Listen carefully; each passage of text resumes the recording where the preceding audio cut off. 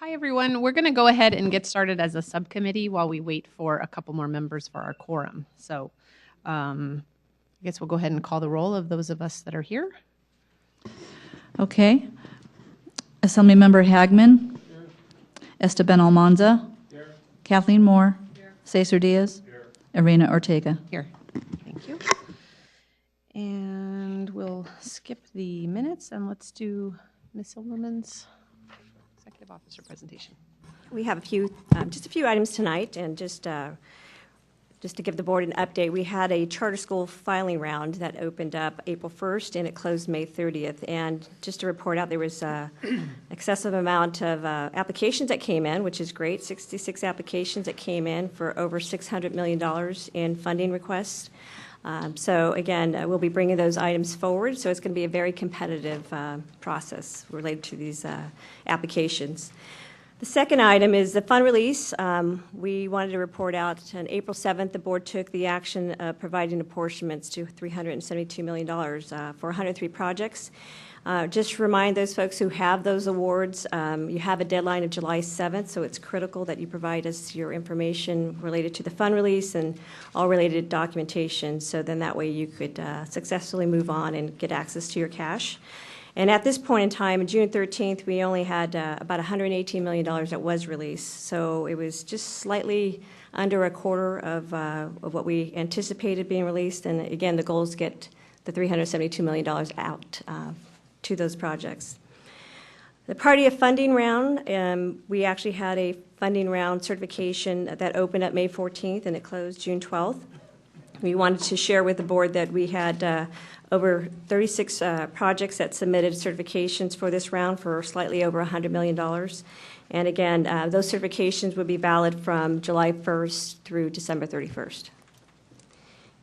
And then the next item, again, those folks who have a party funding request, just realize if you did not submit within a timely fashion, then you will lose your apportionment. And actually at the last round, we actually did have a few projects that lost their awards. So again, it's really critical if you have a project on the unfunded list and there is an open certification round that you must submit for the certification.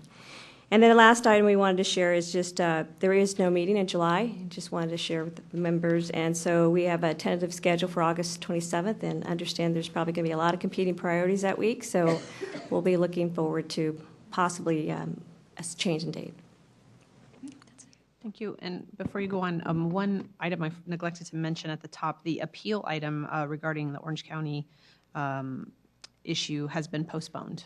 So if you were listening for that one, you can go ahead. So financials, give you an overview really quick as some of the financials. Basically, the fund release report, which is a summation of all the cash that we released since the last time we came around. The activity for the month of May, the board did release over $41 million in project funds. And again, we're hoping to have a more of a draw on the funds in the next couple of weeks to report out. So when we come back in August, that we were able to release the whole $372 million. So it was very limited activity for the month of May. As far as the status of the funds, we wanted to share with the board that we have 4 projects that are seismic funding that actually were part of the consent agenda. And those 4 projects relate to seismic, and that's just slightly over $600,000. We also have a career tech education project that did come back as a rescission. And very limited activity. We have also some rescissions and closeout activity to your left, and that's $2.9 million. And so for the net result, we have $600,000 being as a positive shown in the bond account. So that's what we have this month.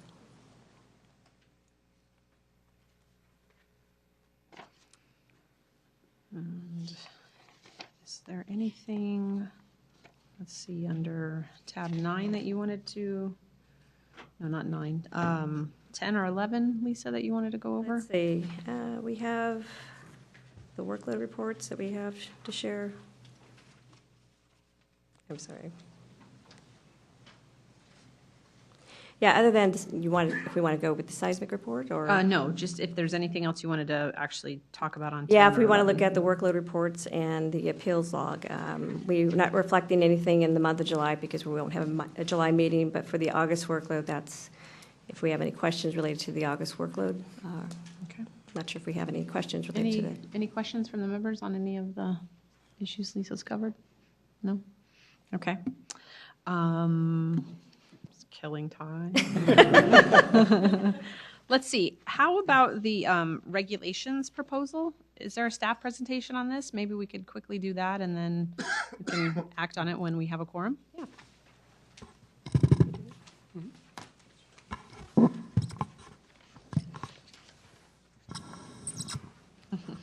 Please don't.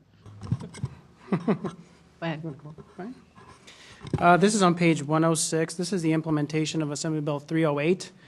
Basically, what we're putting together for the board is a set of regulations to implement this program. This is in regards to proceeds from the school facility program.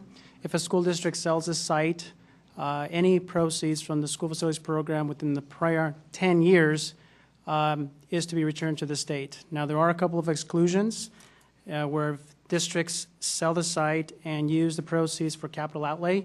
They don't have to participate in the program. If a school district sells a site to a charter school, to a school district, or to an entity that provides childcare, they don't have to participate.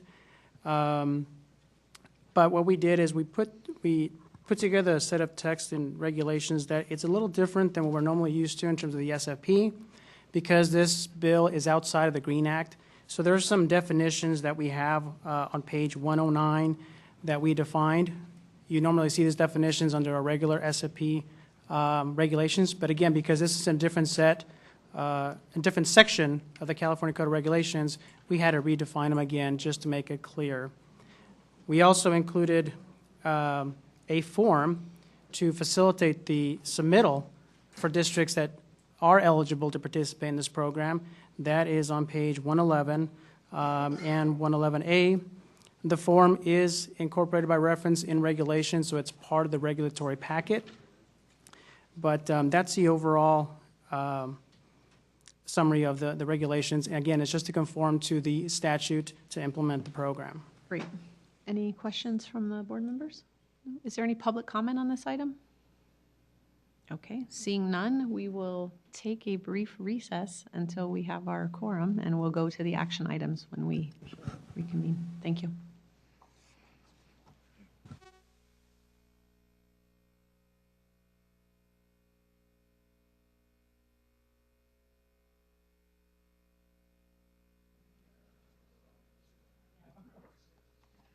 So I think what we'll do is do the action leave everything open and leave the seismic issue until he gets here, which is not an action item, so. Okay, that's fine. So do you want to move the regs too? Yeah. If you could call the absent members? Okay. Senator Hancock, Senator Liu, Senator Fuller, Assemblymember Buchanan, Assemblymember Nazarian. We have a quorum. Thank you. Let's start with the minutes. Item number 2. The minutes have been moved by Mr. Hagman. Second by Mr. Diaz. All in favor? Aye. Okay, the minutes are adopted. Mr.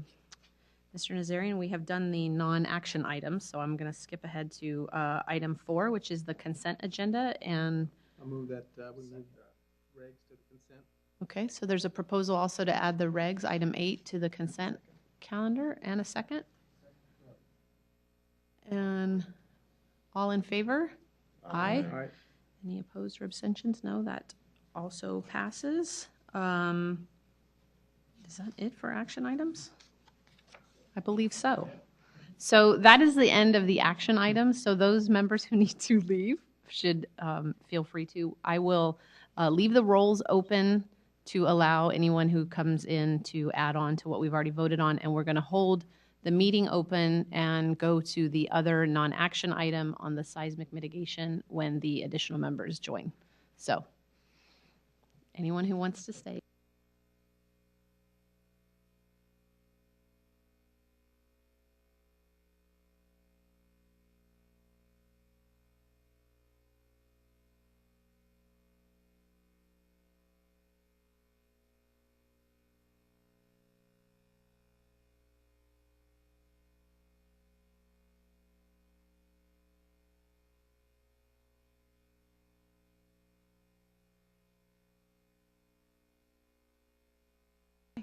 go ahead and call the absent members, if you would.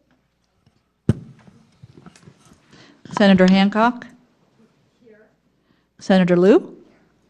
Thank you. So Senators, we have taken up all of the discussion items except for the seismic issue, and we have taken votes on the action items. So we can call your names for, let's see, the minutes. Those were the minutes from May 28th. And we, go ahead. Okay. And how would you vote, Senator Hancock? Aye. Senator Liu? Thank you. And then we had the consent agenda, which was under tab 4, and we added item 8, which was the regulations from the Hagman bill, to the consent agenda. So call a roll on Okay. that, please. How would you vote, Senator Hancock? Senator Liu? Thank you. Okay, and we have postponed the Orange County item. And so that takes us to item number 9, which is the Seismic Mitigation Program. So we wanted to provide some updates or a follow-up to our meeting last month, and just to provide some additional information as far as providing a summary of the different changes that we've gone through as far as the Seismic Mitigation Program regulations, and also provide maybe a better roadmap or layout of how the current process is for funding as a result to a seismic mitigation project versus a facility hardship project, and also clarify some information that we received related to the demand, and provide some options for the board. So on the top of page 113, the number of changes that we've gone through related to the seismic mitigation regulations. When the regulations were established, again, the ground shaking intensity was at a really high threshold of 1.7. At the time, the Type 2 facilities, there were only 4 of the 14 Type 2 facilities that were provided as a criteria. And at that time, those particular regulations only resulted in 3 applications coming through for funding, which equated to $4.7 million. The follow-up change in August 2009, the ground shaking intensity was reduced to 1.68. They expanded the category Type 2 buildings to 8 type of buildings, and there were no other changes made, and it did not result in additional applications. And in June 2011, as a result of the board's actions, the result of the seismic subcommittee that came forward with some recommendations, they removed the ground shaking intensity. They expanded all Type 2 facilities, which is 14 out of the 14 Type 2 facilities, and also added a geological hazard or threat was added to the criteria. So again, trying to provide more flexibility. With that, that resulted in 17 funding applications that came through for $33 million. And as part of the consent agenda, we did want to acknowledge that there were at least over $600,000 in seismic grants provided for projects, and that related to 4 projects, although they weren't large projects, but they did come through the seismic program. We also want to acknowledge that there's at least pretty close to $20 million in projects in our workload that we'll be processing at our next board meeting. As far as the chart of the process on page 113, we wanted to highlight just the variances. Lisa? Yes. Can you just elaborate a little bit on the 20 million that will come up? So those are those items that are currently where they're in the step 2 and they're going to move into step 3? Actually, those Just projects explain the already 20 have, million. we have projects that are in our workload. They already have a DSA plan approval. Okay. So they have already gone through the whole process and got an approval from DSA. Okay, so we'll be acting on the $20 million We'll be acting on those allocations. projects that have about $20 million, and that will be coming up in August since we won't have a July meeting. Thank you. So yeah, there's a few projects that we have working down that path. And as far as the process being laid out on page 113, for the facility hardship program, we rely on an industry specialist that would have to identify what the health and safety issue is. And likewise, the seismic program, we are going to rely also on industry specialists that identify any structural issues and seismic issues. We also require a government concurrence, and the concurrence comes in either for a seismic program from a Division of State Architect, or it could come from California Geological survey. And so we would have to get a concurrence from those folks in order to come into the program. We require a cost-benefit analysis. So they pretty much marry each other, with the exception of the first step of the industry specialist is going to be an engineer or professional there. On page 114, again, just highlighting that we do have close to $20 million in projects that we're going to be moving forward for funding and taking action coming soon.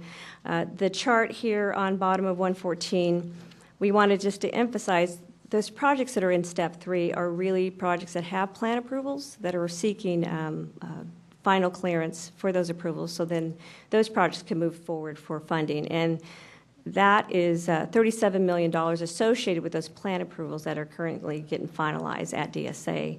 We did get knowledge, Garden Grove did notify our office, and just to share that they have 2 projects that they were submitting for plans to be reviewed at DSA. So there's 2 additional projects that are not laid out here, and so those projects are pretty large in volume. So as far as additional demand, we stated there's 37 million, but it could be another 15 to 20 million also with those plans as well. So again, those projects will be maturing and will be, again, hopefully those projects will turn into funding applications rather quickly with those approvals. So what we wanted to highlight as far as the timing of the funding. I want to pause for 1 second. Go ahead.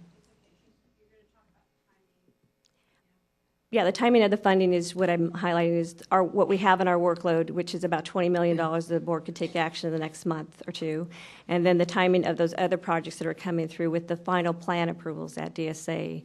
Again, acknowledging there's 5 currently plus the other 2, so there's 7 additional projects that are at that final stage of plan approvals.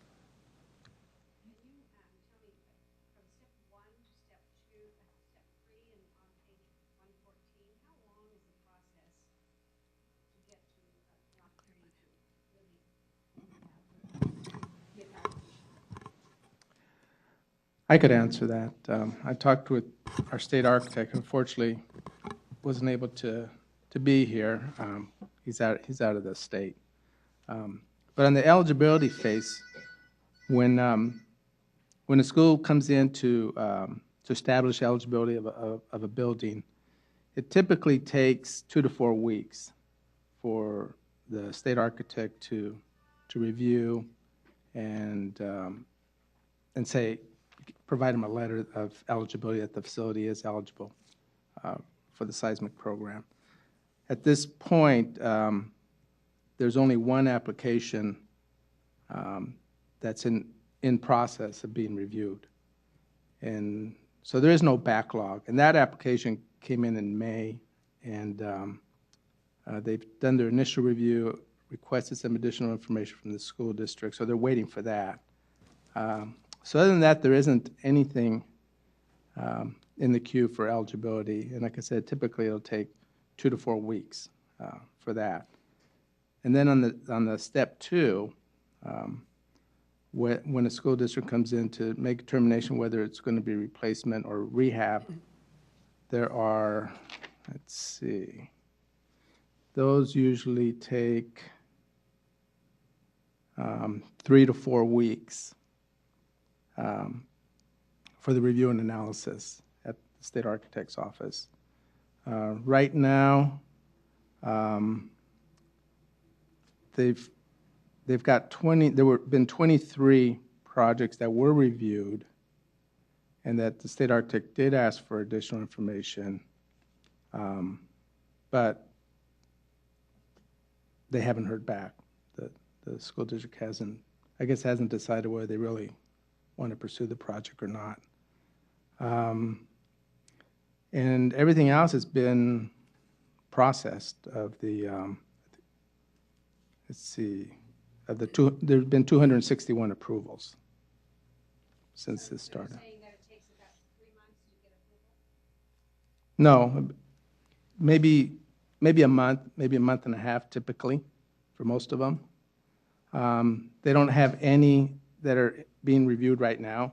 There are those 23 that over the last, 6 years or whenever this started,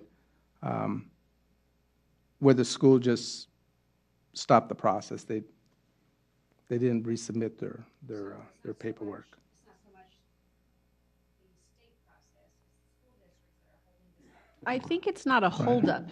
I think that's one of the things that is confusing about the kind of questions that have been asked and the way we're looking at it is that if a school district comes in under step 1 and seeks eligibility, they can get their eligibility from the state architect in 2 to 4 weeks. And then that process is done. Right. And then they may not choose to go forward to step 2, or they may choose to go forward right away or not for 6 months or a year. And there's no holdup on either side. It's not that the school is holding something up. It's maybe that project isn't in the queue to come up next for the school. So the school's not choosing to go forward, and the architect they're not doing anything either. They've done what they've been asked to do under the first step, but they keep it as an item that's been, a school has applied for eligibility. So is there any experience that somebody comes in and wants to be declared eligible and then carries out, goes through all the steps and determines that they want to go forward, and so get to step 3? I think those are the 5 projects that are listed on the item, and then plus the 2 Garden Grove projects that Ms. Silverman mentioned. So those schools have all chosen to go through to each step. And how long are those schools in the pipeline? How long have they, between the state and the school districts, how long have they been in the pipeline, those projects? We don't have that information center in terms of from the beginning, when they first submitted the eligibility documents to DSA for step 1 to state apportionment. We don't have that. We can go back and look, but for the ones that we funded, we don't have that timeline. Right. The first 2 steps are the school district in decision mode. They're trying to determine whether or not they want to have a project. So for the state architect, it isn't a project until plans are submitted. And many of them, for whatever reason, decide not to fund this project. Maybe it's not the highest priority. I don't know. But they're not in a pipeline. They're not stuck anywhere. Right. That is of great interest to me. This whole chart was very interesting because I know for many schools, just talking to school districts in the state and in the district I represent and the region I represent, many schools are almost afraid to find out because of the issues that come once you know you need to fix. So it was of interest to me that we had so many more schools that found out. And then there's that fall off to take the next step. Because usually if you found out you were actually eligible, that would be an added impetus to try to get it done as soon as possible.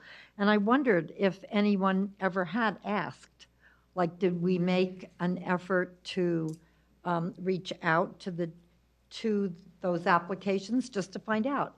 Did they decide it wasn't worth it? Are there other things in the pipeline? What do we know? I understand the state architect, when a project has come in for, like, for example, the 23 that haven't responded on the review of whether to rehab or to replace, they do follow up with the school district in regard to, are you going to resubmit, the additional information that we asked for so that we can make a determination. They'll do that 2 or 3 times, and then after that, they don't pursue it. Do they keep any data? And I'm asking of this because I've been an administrator. I did work in the U.S. Department of Education at the time when we first came up with the 21st Century Learning Center after-school grants. And we had applications that went directly from the department out to school districts in California. They were aimed at the districts, the lowest income districts. We looked at the results and we found that we weren't getting applications from those districts. So one of the things that we did was we had some interns call up with a 5 or 6 question questionnaire about what's holding it up, or why aren't you applying? And we found fascinating answers of people saying your complicated partnership requirements are not going to work in my school. One principal said, "Lady, I'm out in the hall trying to stop fights. I can't put together, don't have the capacity to do what you're asking." And, you know, when I got interested in this because of one of the schools districts in my Senate district was turned down, even though they had this engineering report saying they were a dangerous school. But so I just wondered if, in other words, did we have the motivation or the interest to actually try to find out, once you find out you're eligible, well, what do you do with that information, right? Do you just, it's hard for me to believe that a district would just say, well, that's not my priority anymore, because they wouldn't have asked in the first place. So for me, it's an interesting question as we administer state programs, as we look at the possibility of another bond. It's like, what's going on here? And, you know, I would love to be able to find that out.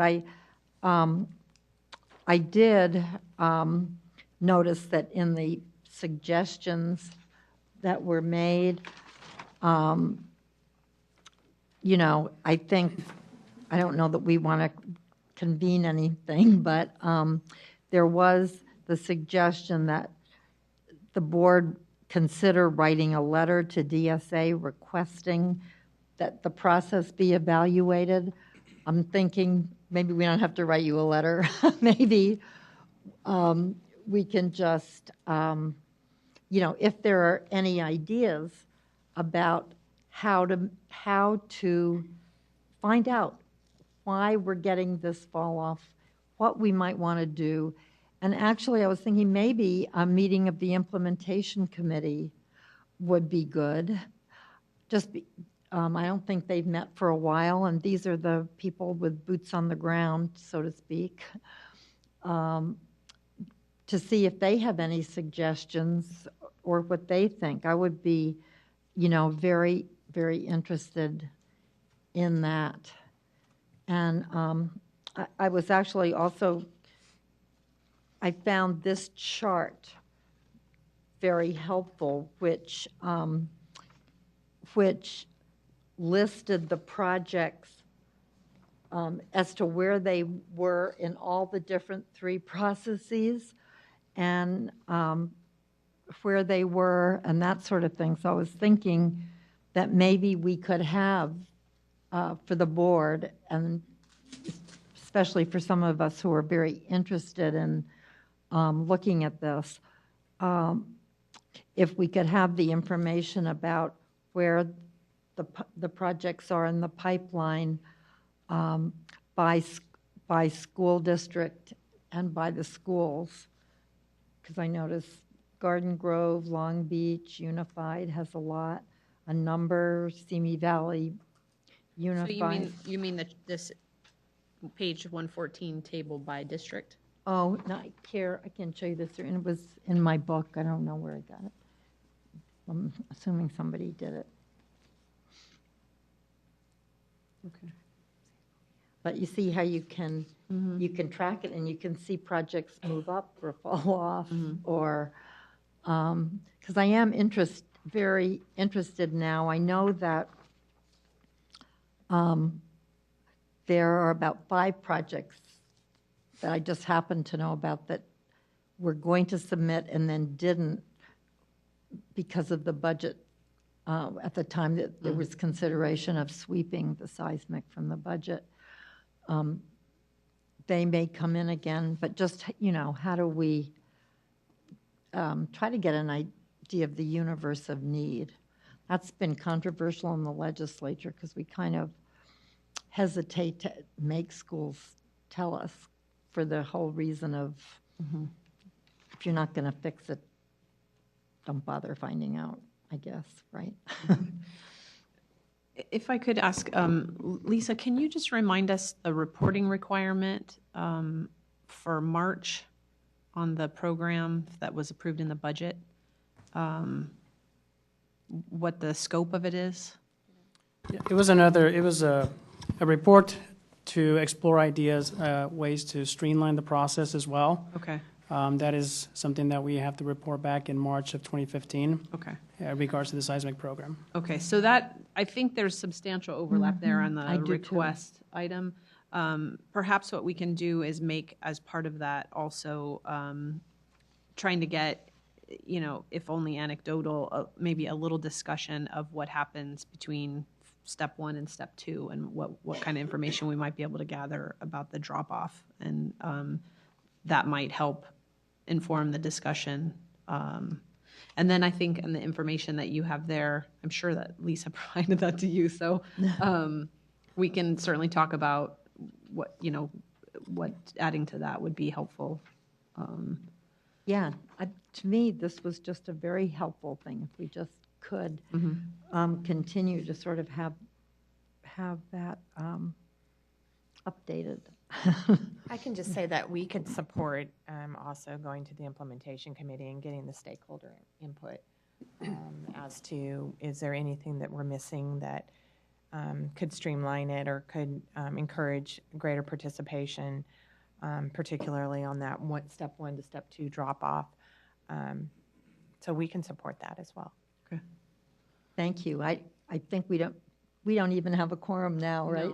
No. Can So we someone could remind me just- who the chair of the implementation No, the committee is? chair is, I know where she is, we just left her. Okay. She was just hearing our bills in her Okay. committee. That's right, and so is Mr. Nazarian. Okay. Yeah, The implementation committee, though, is administered by the staff. Okay. Yeah, and Okay. Bill Savage is the so if chair Mr. of that. Savage could do that, Okay. that would be great. And maybe, do some of the updating of the list and everything. I think that would be terrific. Okay. You know, it's part of the reason I'm interested in this too is I did go down to Northridge because I worked for the U.S. Department of Education after that. And it was very scary to look at some of the elementary schools around the